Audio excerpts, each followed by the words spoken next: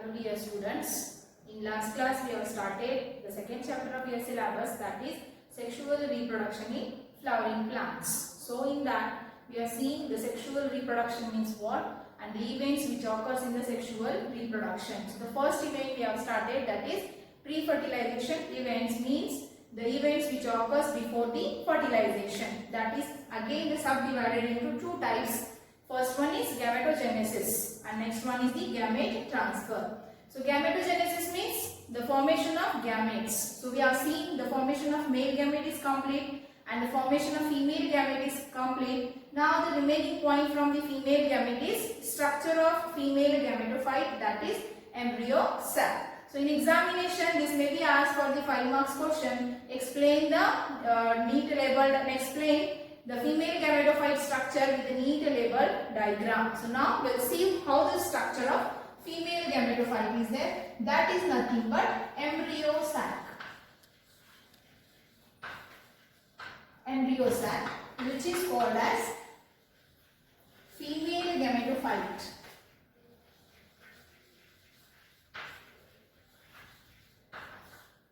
I will draw here the rough diagram. So with me, you also practice the diagram.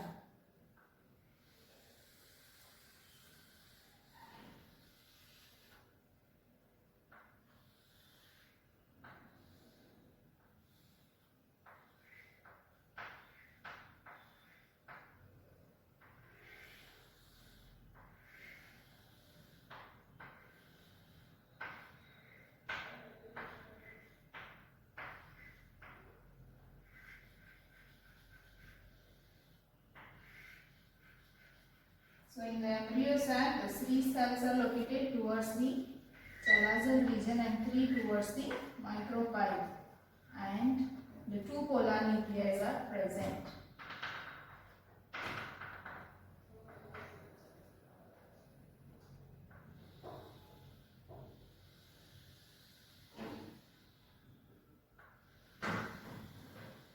So this is the rough diagram of embryo sac. What are the labels? These are antipodal cells. These two are polar nuclei, which is also called as a central cell, or it is also called as the secondary nucleus.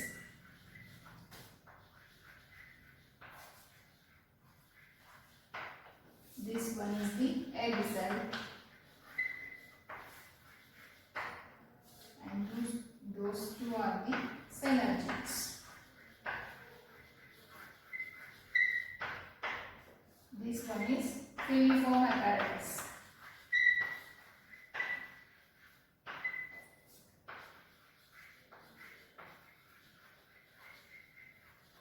This egg cell and synergids are called as the egg apparatus.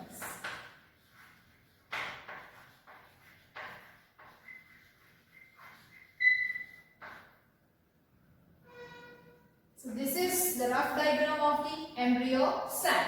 So now we will see what are the characters of this embryo sac. So usually the angiospermic embryo sac is 7-celled and 8 nucleated. 7-celled and 8 nucleated.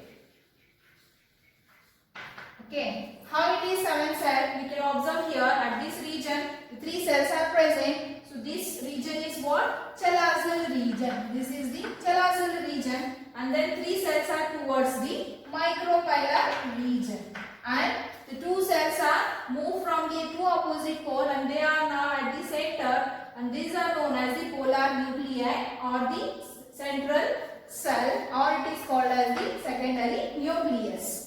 These 2 cells get fused and it forms one cell which has the 2 nuclei. So totally the 7 cells are present and 8 nucleus, means the central cell possesses 2 nuclei. So you should remember the region, wherever the chalazal region is there, always the 3 cells which are present towards the chalazal region is called as the antipodal cell. The 3 cells which are present towards the micropylar region are known as egg apparatus. Out of these three, a single cell is known as the egg cell and these two are known as the synergids. Okay, and see here, you can observe in these two synergids there is a presence of a special cellular thickening. This is called as the filiform apparatus. What is its function? Means the pollen tube. After the germination, pollen germination, the pollen tube will grow. So through that pollen tube, the male gamete passes inside the female gametophyte.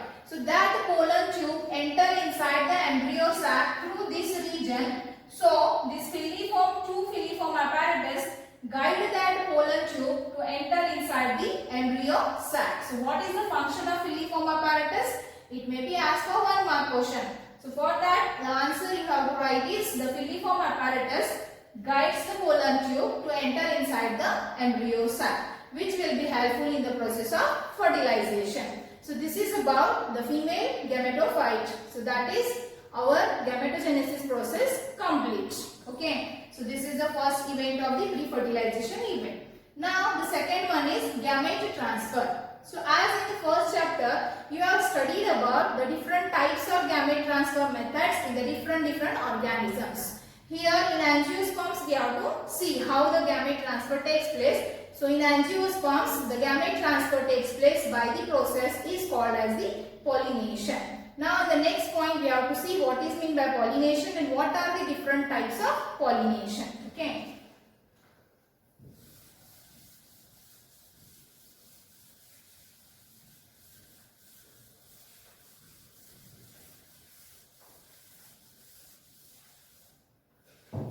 Next point is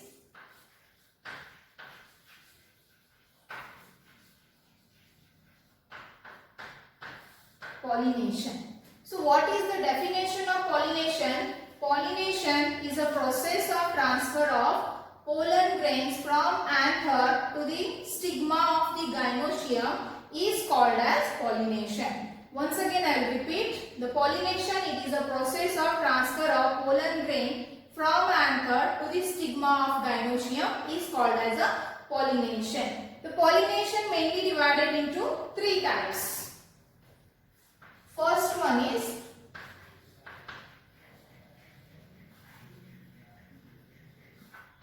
autogamy. Second one is xenogamy. And third one is xenogamy. So these are the 3 different types of pollination. We have to see the definition of each type. Okay. So first we will start with the autogamy.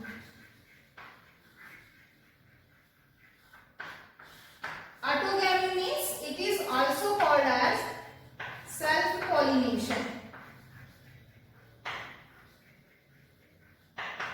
Self-pollination. See, this autogamy pollination occurs in a bisexual flower. Bisexual means what? The flower which possesses both the reproductive structure, that is androecium and the gynoecium. So in that what happens? The transfer of pollen grains from anther to the stigma of the gynoecium of the same flower. Means in a single flower, the transfer of pollen grain takes place, and that type of pollination is called as a self-pollination, or it is also called as the autogamy. Okay. So now here, to occur this autogamy, some of the conditions are required. Means when this autogamy occurs, what are that conditions? We'll see now. Okay. So in that, first one is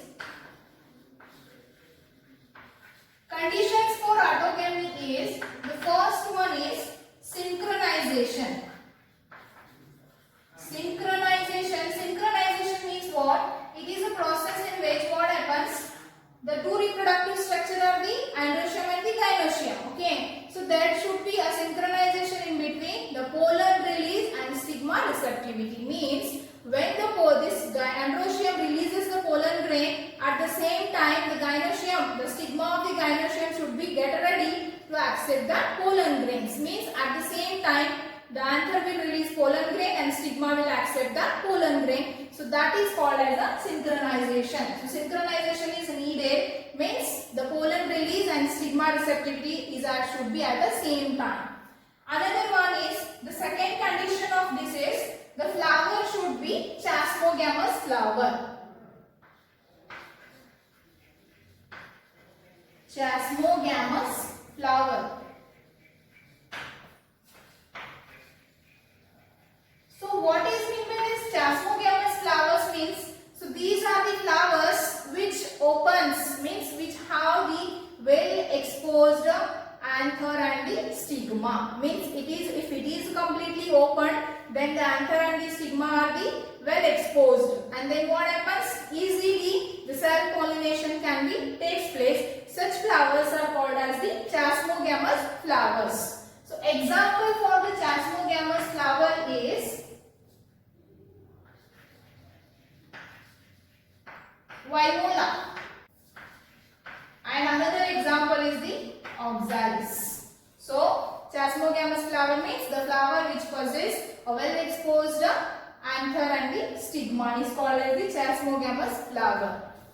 Next one is Clistogamous flower.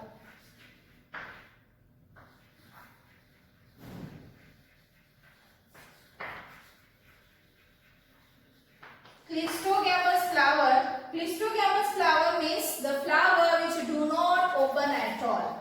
Clistogamous flower means the flower which do not open at all, which is completely closed. Means if the flower is completely closed, inside that the androecium and the anoecium are nearer, so easily the self pollination can occur. That is autogamy. So for example for this is Camelina. Camelina. The another example is the balsam and groundnut. So these are some of the examples for the clistogamous flower. So these are the conditions in which only the autogamy can occur, that is nothing but self-pollination. So from this point, the 1 mark or 2 mark question may be asked, define chasmogamous flower with example, or what is clistogamous flower, give example. So you should remember the definition of these flowers along with the examples. So this is about the autogamy. Okay. Next one is xenogamy.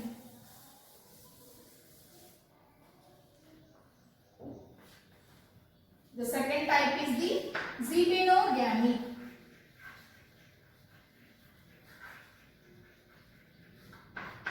So what is meant by xenogamy means the process of pollination in which what happens, the transfer of pollen grain from anther of one flower to the stigma of the another flower born on the same plant.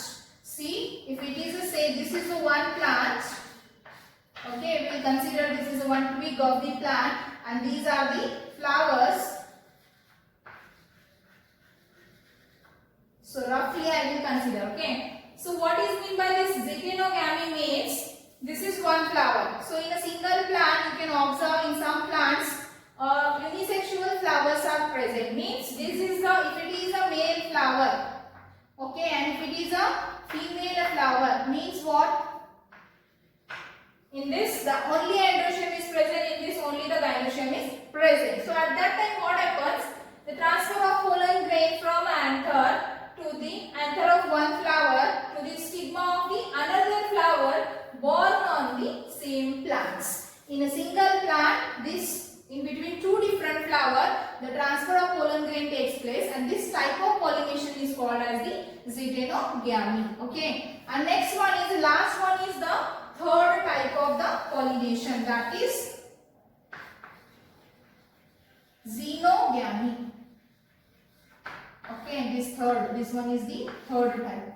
Xenogamy means completely, this is called as the cross pollination.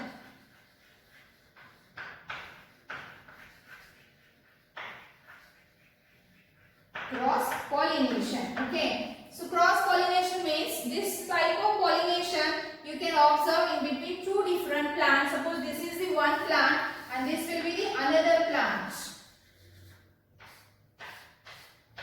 Okay, so this is one plant twig and this one is the another plant twig. So how the pollination takes place? Completely this plant is the Okay, and completely this plant is the female plant, means unisexual plant. So in that condition, what happens? The pollination takes place by between two different plants. This is one and this is one. So from this male plant, the pollen grain transferred to the female plant. So usually this cross pollination we can observe. The example for this is papaya. Okay, so the question may be asked based on this example, why papaya exhibit xenogamy, means why the xenogamy occurs in the papaya plant. So the answer is what? Because the papaya plant is the unisexual plant. Okay, next one is, what is the significance of this xenogamy? Significance. Okay, so this xenogamy brings genetically two different types of pollen grains, two different varieties, and then what happens? It shows the genetic variations. We can observe a new characteristic formation, that is genetic variation. So this is about the xenogamy. So now the question is what? If it is in between the two different plant, means how this pollen grain transfer from male plant to the female plant. We could see, to travel from one place to another place, something is needed, some sources are needed. So pollen grain does not have the legs. Okay, so at that time what happens? They will take the help of some of the agents. That is known as what? Pollinating agents, and they may be of abiotic or they may be of the biotic. So what are pollinating agents? We'll see now.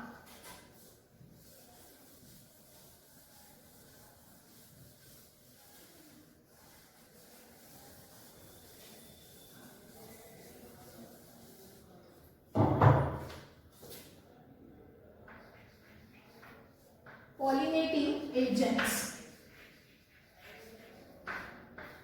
Okay, so what is meant by pollinating agent means? So these are the agents who will help to move the pollen grain from one place to the another place. So based on the sources of the pollen grains, means they will reach to the different plant by the different sources. Based on that sources, the pollinating agent is of three types. Okay, first one is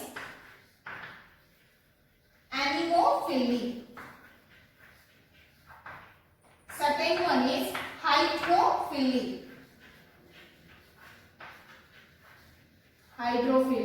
And the third one is zoophily.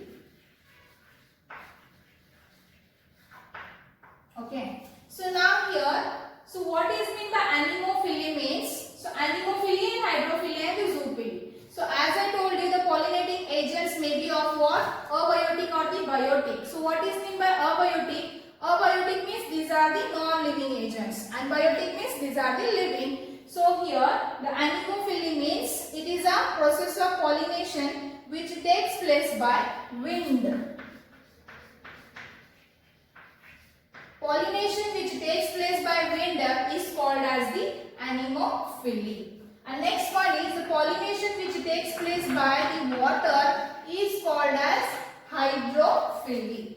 And the last one is the pollination which takes place by the animals is called as the zoophily. So based on the different sources, the pollinating agents is of these three types. Okay. So now we have to see one by one. What are the characters and what are the again subtypes of this? Some example we have to see. Okay.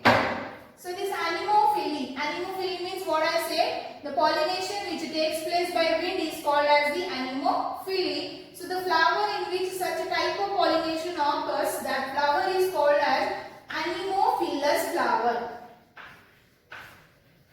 Anemophilous flower. So usually this type of pollination is common in grasses. You should remember at least one example. So what are the example is here? Grasses. So the anemophilous flowers have some of the specific characteristics. What is that? We'll see.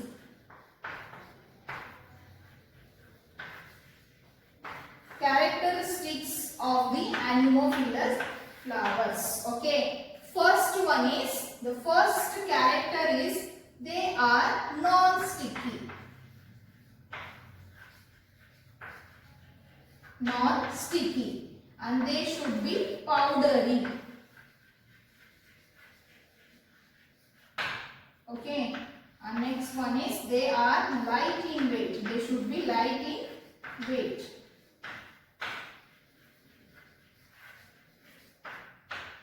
Then they should produce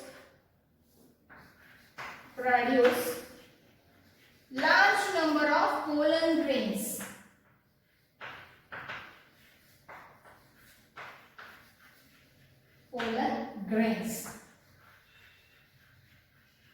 And then such flower should possess feathery stigma.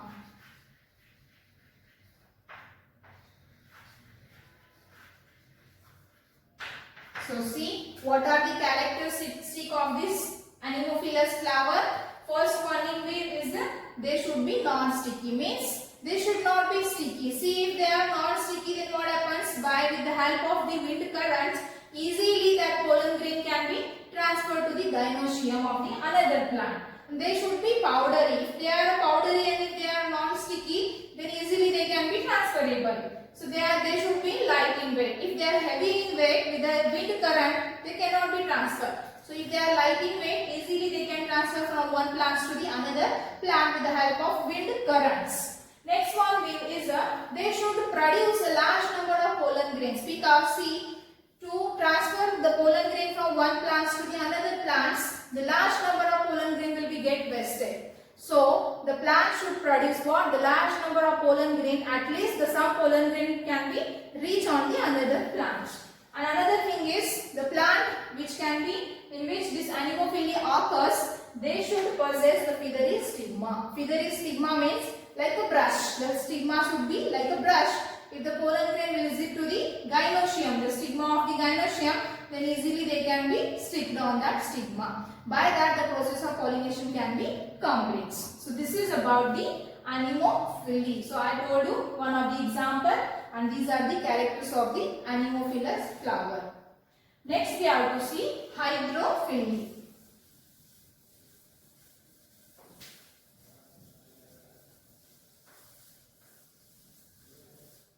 The second one is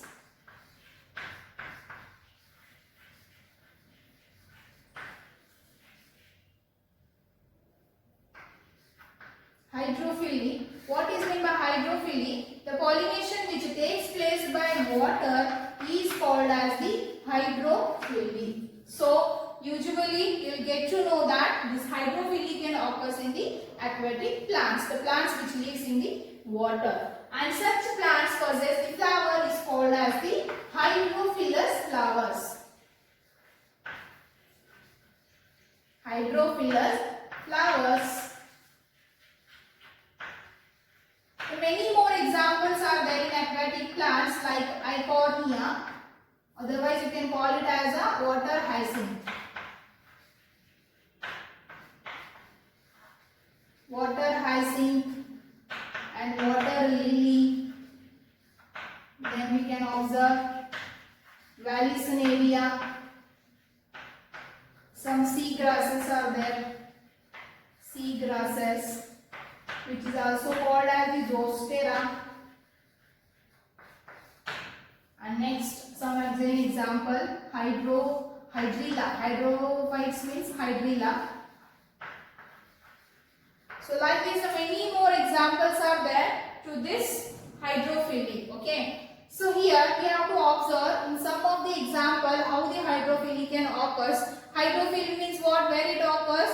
In aquatic plants. Okay. So see, some of the aquatic plants are there in which the pollination cannot occur by the water, but it can be occur by the two different agents. Means, for example, this water hyacinth and the water lily. Okay, water hyacinth and the water lily, these two are the aquatic plants, but here what happens? The female flowers, means female plant has a longer stalk and the flower will be emerged, means that can be float on the surface of water. Suppose, for example, this is the water surface, okay? Completely this is the water condition. In this what happens? The flower will be what? Above the surface of this water. See, this is the water and the flower where it is? Here it is. It is not in contact with what? Water. So in such flower what happens?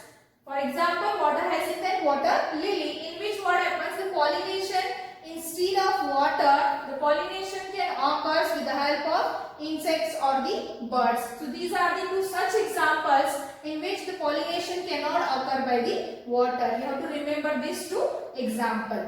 Now another two mechanisms we have to see in the two different flowers or the two different plants of the water. What is that? We'll see. The question may be asked from this type of pollination with examples. Okay. So the example, the aquatic plant example is the Vallisneria.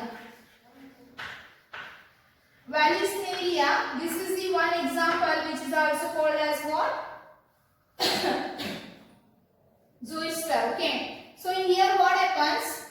Vallisneria, in which how the pollination occurs. In this what the female flower has the longer stalk and the male flower has the shorter stalk. How means, see, suppose if it is a water condition and here what?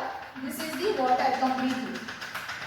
And in this Vallisneria, the female flower has the longer stalk, in which the flower is what? It is on the surface of water. It is in contact with the surface of water, and the male flower stalk is the shorter stalk.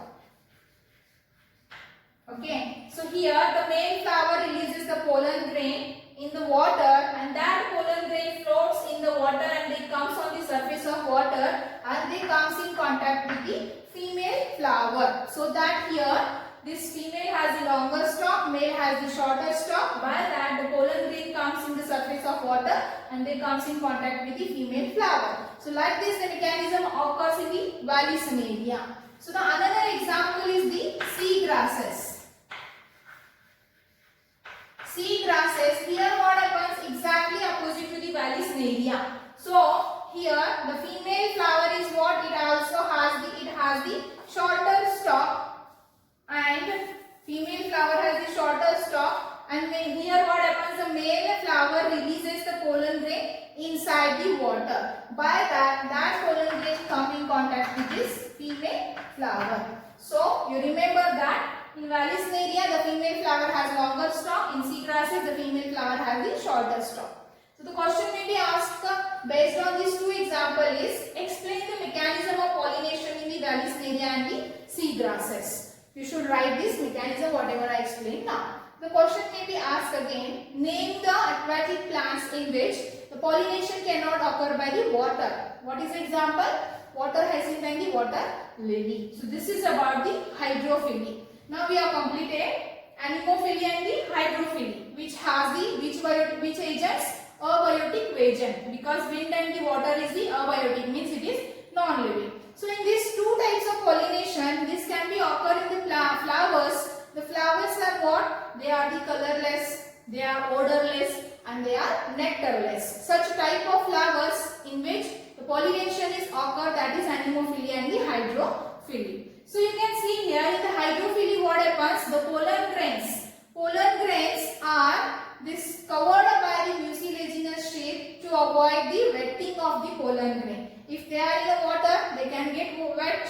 So to avoid the wetting of pollen grain, the pollen grain is covered by the mucilaginous sheath. By that they can be protected. They will not get wet. Okay. So this is about the two types of pollinating agent, that is anemophily and hydrophily. So now we will see the third type, that is zoophily.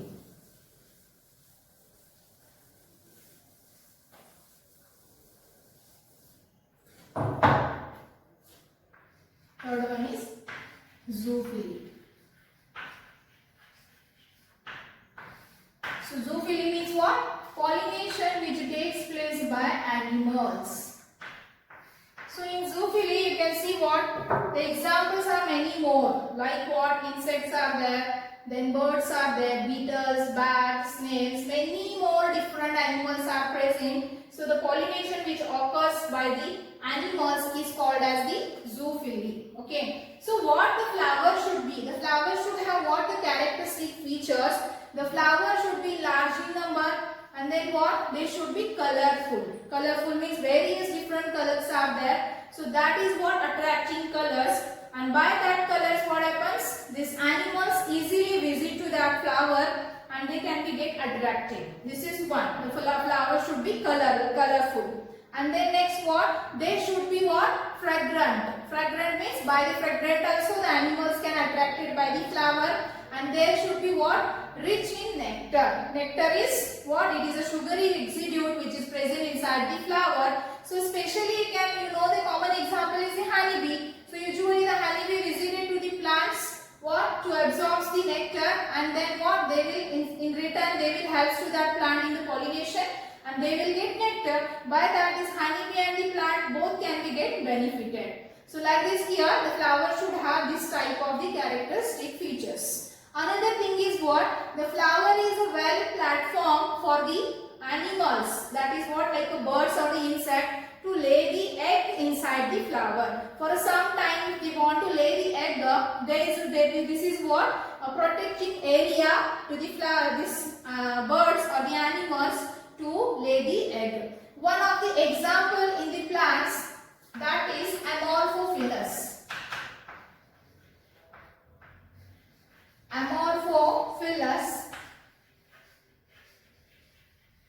Okay, so this is one of the type of the plants, that flower, which is what? Which is known as the largest flower among the angiosperms. It is the largest flower which has the height of 6 feet.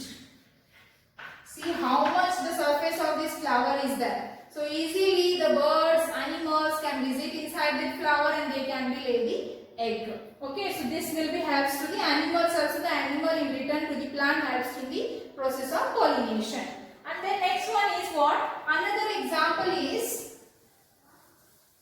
moth and yucca plant. Example is moth. Okay, moth, and the plant name is what? Yucca plant. These are the two examples. What here? This is the animals and this is the plant. So in between this relation, how the relation is there? Without this relation in between moth and yucca plant, the life cycle is incomplete. Means here, the moth will be visit to this yucca plant and they can be lay the eggs inside the locules of the ovary. So when I taught the gynecium, I told you ovary, inside that the chambers are present. They are known as what? Locules. So this moth will be lay the egg inside the locule, and after the process of fertilization, what happens? That egg will be hatched out and the larva will come out, and then what? The fertilization also completes in that plant. So this yucca plant will be helps to this moth to lay the egg. In return, this moth will be helps to that plant in what? The process of pollination. So here the relationship between this yucca plant and the moth is called as a mutualism. This is another one example. So this is what about the characters of the zoophily, and that flowers are known as what? Zoophilous flowers.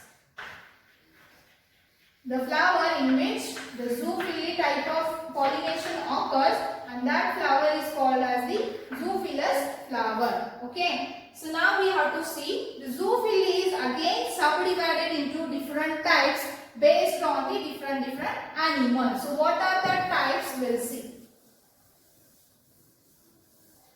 Types of zoophily.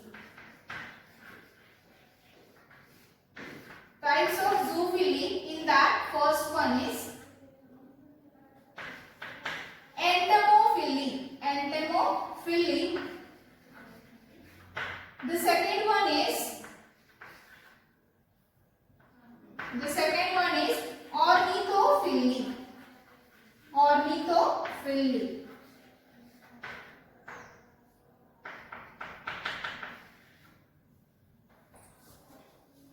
The third one is Chirapterophily.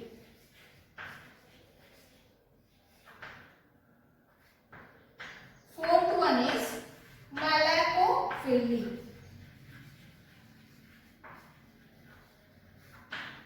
Fifth one is Myrmecophily. Last one is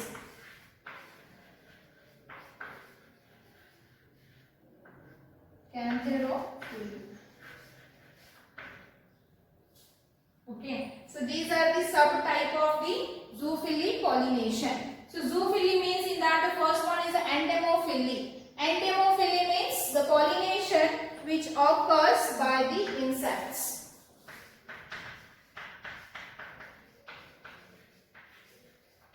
Okay, and the second one is example here, birds. And this Chiropterophily. Chiropterophily means bats.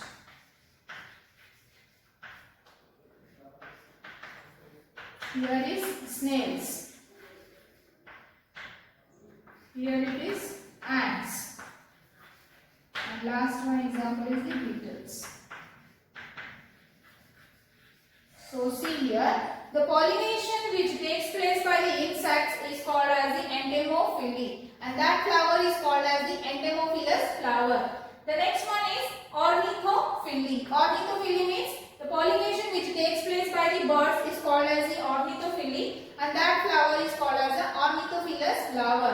Next, Chiropterophily. The pollination which takes place by the bats is called as the Chiropterophily, and that flower is called as the Chiropterophilous flower. Then Malacophily. The pollination which takes place by the snails is called as the Malacophily. Then that flower is called as the Malacophilous flower. Then Myrmecophily. Myrmecophily means the pollination which takes place by the ants is called as the Myrmecophily. Last one is the Cantherophily. Cantherophily means the pollination which takes place by the beetles is called as the Cantherophily. So these are the subtypes of this zoophily. Then question may be asked, what is zoophily? What are the characters of zoophilous flower? And explain the different types of zoophily for 5 marks. Okay. So this is regarding the zoophily, and that is complete pollination. Now we have seen the second sub-event of the pre-fertilization event, that is gamete transfer by the pollination, and we have seen the different types of pollination with the suitable examples. In examination, the question may be asked, what is pollination? Explain the different types of pollination. You have to write what? Autogamy, zetanogymy and xenogamy. The question may be asked, what is xenogamy? Explain the different types of pollination based on the pollinating agents. What are that types? Anemophily, hydrophily and zoophily. A single question also may be asked for 2 marks or 3 marks. What is anemophily? What are the characters of anemophilous flower? What is zoophily? What are the different types? Like this. Okay. So this is about the pollination. Now the next point we have to see is the outbreeding devices.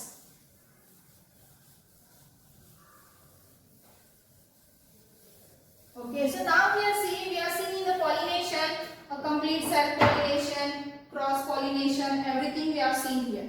Now we have to see the next point, that is outbreeding devices. Outbreeding devices.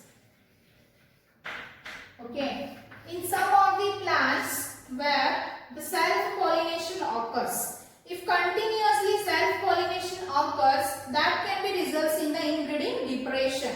At that time, that plant should avoid the self-pollination. So, these outbreeding devices are the devices which developed in the plants whenever the inbreeding depression occurs because of the self-pollination. So, what is the function of these outbreeding devices means they will be discourage the self-pollination and encourage the cross-pollination. How it is means, see what is the function is, the outbreeding devices discourage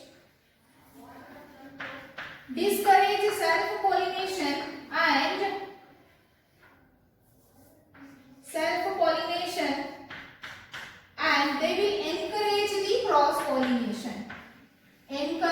the cross-pollination. So these plants will be find out some of the devices which will be helps to avoid the self-pollination and to encourage the cross-pollination. So what are that devices means? In that among the first one is synchronization.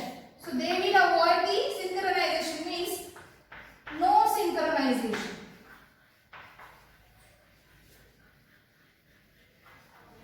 No synchronization means, see, whenever I told you about the autogamy synchronization is needed, means the pollen release and stigma receptivity should be at the one time. Here what happens to avoid the cell pollination, that plant will be what? In that plants no synchronization occur, means when that pollen grain released, at that time the stigma is not ready to accept that pollen grains. Okay. Then here when the stigma is ready, that time the pollen grain will not release. Means the time of release of pollen grain, the acceptivity of the stigma is at the different time is called as what? Synchronization. So this is the one. Okay. This is the first. And what is meant by second is heterostele. Heterostele means in this what? The development of the male and the female gamete, means or that whatever the male and female, means androecium and gynoecium is present in the flower, they are differently placed, means they are placed in a different position. By that they can not come in near in contact with each other, so by that they can avoid the self-pollination, and that is called as the heterostele. The placement, the position of the androecium and gynoecium is at different places, that is called as the heterostele. Next one is self-incompatibility. Self-incompatibility. So what is mean this? Means this is a genetic process here. So self-incompatibility means what? The plant, the acceptance and the rejection of this pollen grain is based on what? The plant. So it is known as what? It is a genetic device which will be helpful in what? The discouragement of self-pollination and encouragement of the cross-pollination. Next one is, fourth one is unisexuality. Unisexuality means what? Uni means what? A single. If a single reproductive structure is present in flower, that is in androecium and gynoecium in different flower, then what happens? We can avoid the self-pollination. So the next condition, fourth one is what? The unisexuality is needed. And next one is, the fifth one is dipogamy. Dipogamy. Dipogamy means the development of androecium and the gynoecium is at a different time. See, first androecium will get develops. The female is not ready, means gynoecium stigma is not ready to accept that pollen grain. And if the gynoecium is fully developed, the androecium is not developed. So the development of the androecium and gynoecium in a different time is called as the dipogamy, which is further divided into two types, that is protandry. Protandry. So you have to remember what? Andry. Andry means you remember the androecium. So what is meant by protandry? The androecium develops first, or the androecium matures first and then later gynoecium. So this is called as a protandry. Andry means you remember androecium. Then next one is protogyny. Protogyny means you remember here gyne. Gyne means gynoecium. So in the protogyny, the gynoecium develops first and then androecium. So this is called as what? Gynoecium matures first and then androecium matures. So this is what? The protogyny. So example for this is, you can observe this in the sunflower and the cotton plant, that is protandry, and protogyny you can observe in the 4 o'clock plant. Okay. So this is the fifth one. And the last, this device is what? Herpogamy. Herpogamy. Herpogamy means here it is a physical barrier which will be helps to avoid the self-pollination. I mean to discourage the self-pollination and to encourage the cross-pollination. So these are the some of the devices when it will be developed in the plants when the inbreeding depression occurs because of the complete means continuously self-pollination. So to avoid that self-pollination, there will be developed what? Some of the outbreeding devices. So these are the outbreeding devices. So the points covered in these today's classes: pollination. First we have seen the structure of embryo sac. Then pollination, the different types of pollination, and this one is the outbreeding devices. So next point of this chapter, that is pollen pistil interaction, that we'll see in the next class. Okay. Until that, stay home, stay safe. Thank you.